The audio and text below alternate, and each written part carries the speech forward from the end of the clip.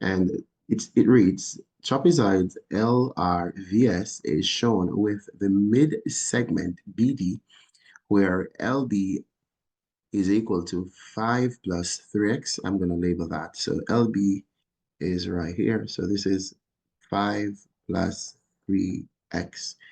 And we got SB, which is 5x minus 11. We got this, 5x minus 11. RD is 9y plus 16. So right here is 9y plus 16. And VD is 51 plus 4y. So right here is 51 plus 4y. Now, what is the mid-segment?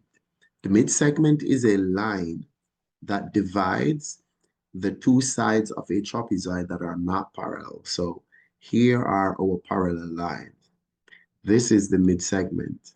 Here are, it divides the two sides that are not parallel. So it divides the sides that it touches into equal segments. And that is going to be the basis on which we will operate. Now, when we're asked to find the values of x and y, we have two ideas to focus on here. One is that I'm going to focus on this line segment LS. LS is split into two equal pieces, right?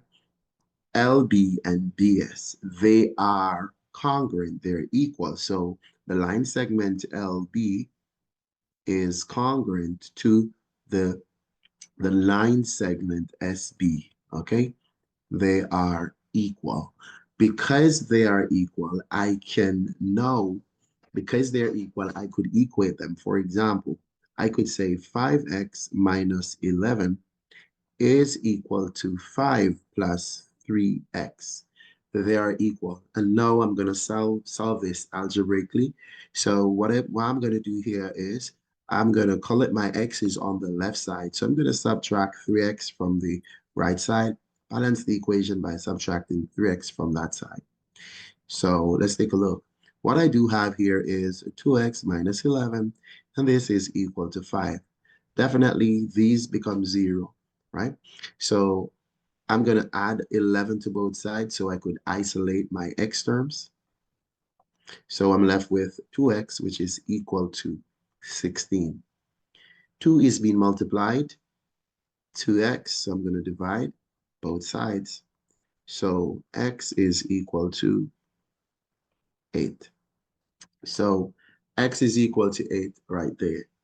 So we have our first value. So x is 8. In an effort to find y, I'm going to focus on the line segment that y is a part of. So we could see the y's over here. Now, the mid segment, which is this line segment there, actually divides RV into two equal pieces. So I could definitely say RD is congruent to VD. Because they are congruent, then it means that they are equal. Therefore, the two expressions that we have, 9y plus 16, I could now let that equal to 51 plus 4y. The reason for that is because they're congruent. And congruence really means equality. So I want to call it my x's on the left, on my y's on the left side. So let me call it my y's on the left side. So I'm going to subtract 4y from the right, and I'm going to balance the equation by subtracting 4y from the right side as well, from the left side as well. So 9y subtract 4y is 5y. There's a plus 16, and this is equal to 51. Remember that a negative and positive 4y becomes 0. Let us subtract 16 from both sides in an effort to isolate our y. So 5y is now 35. If I divide both sides by 5, y becomes 7. So conclusion, x is 8 and y is equal to 7. There we go. So we just found some values there. Let's see what else they want. So in the second part of the question, it says find the length LB and RV. So I'm going to look at LB here, and I'm going to look at RV here, okay? So let us focus on LB first. What is LB? When we take a look, LB is this. LB is represented by 5 plus 3x. So let us bring that down there. LB is equal to 5 plus 3x. But if we recall, x is equal to 8. We just found that. Therefore, I can substitute 8 for x. Let's see. So this becomes 5 plus 3 times x, and x is 8. So finally, this is 5 plus 24. For those who, and this becomes 29 right there. So the length is 29 units. So that is LB. Let's look at what RV is. RV is a combination of RD plus DV, okay? So there are many approaches to this question. So it depends on how you want to approach it. RV is RD plus DV. That's one way we could look at it. Okay, so we could do that and substitute. What do we have for these? Let's take a look. Oh, okay. So we have 9y. So this is actually 9y plus 16. And then dv is 51 plus 4y.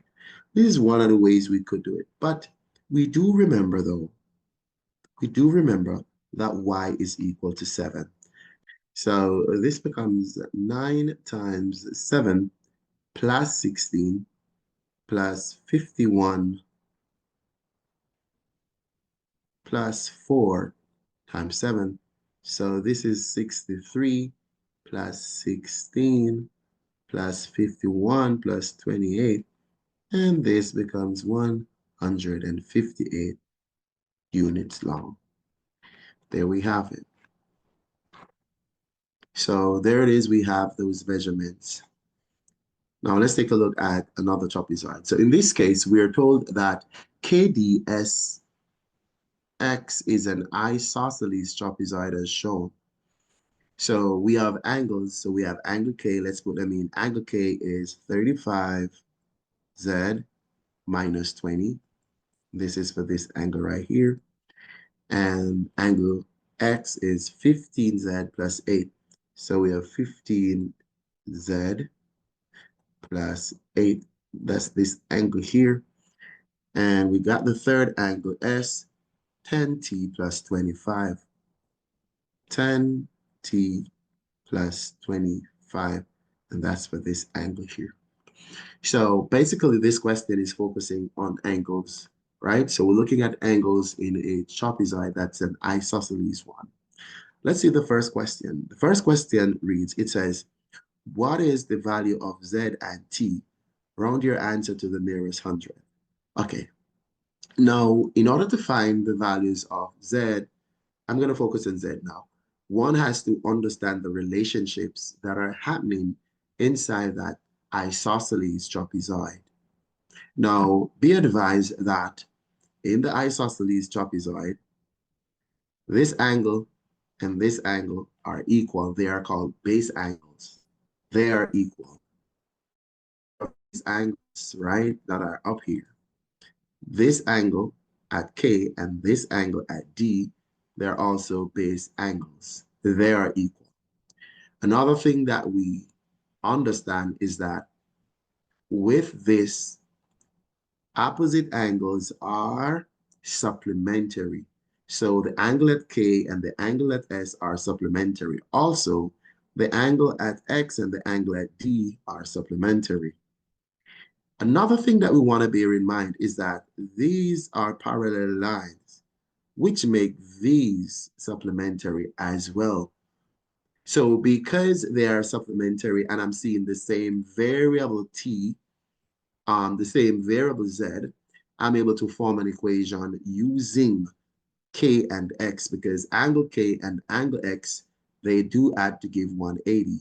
So that the measure of the angle at X plus the measure of the angle at K, it does give 180 degrees.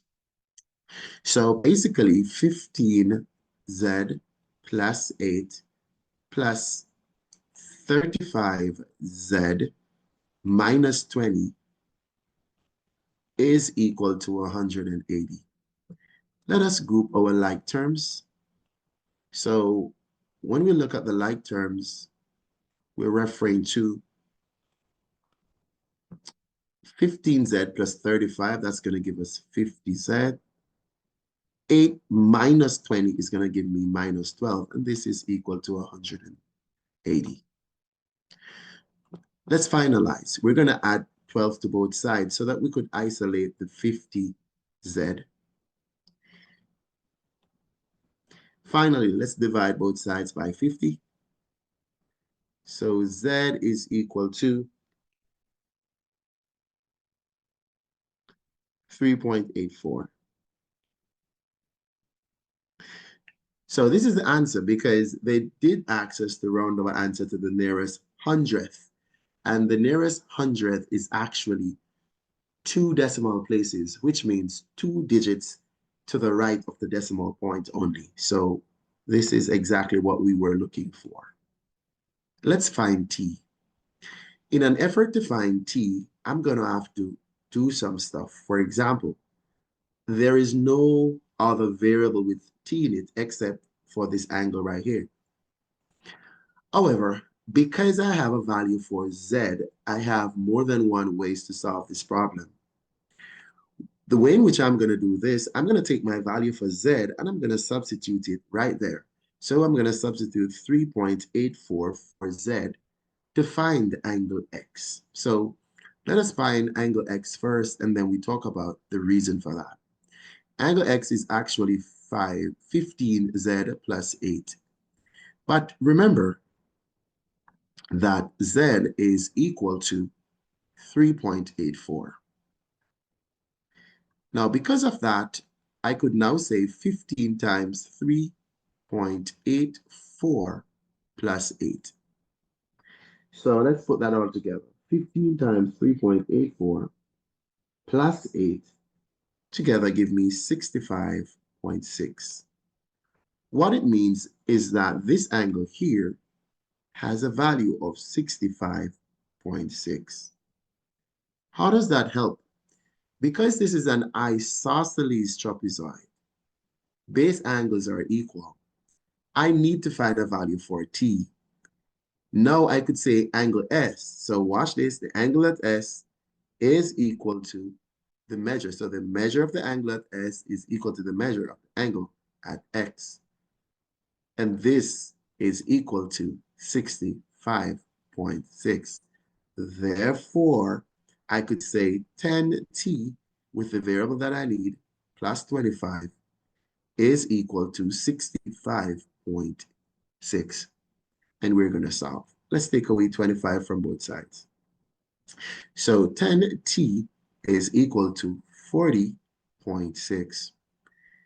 Divide both sides by 10, then T is equal to 4.06. And we do have it to the nearest hundredth already.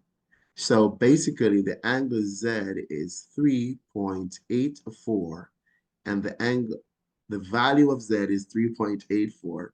The value of T is 4.06. All right, let's keep going.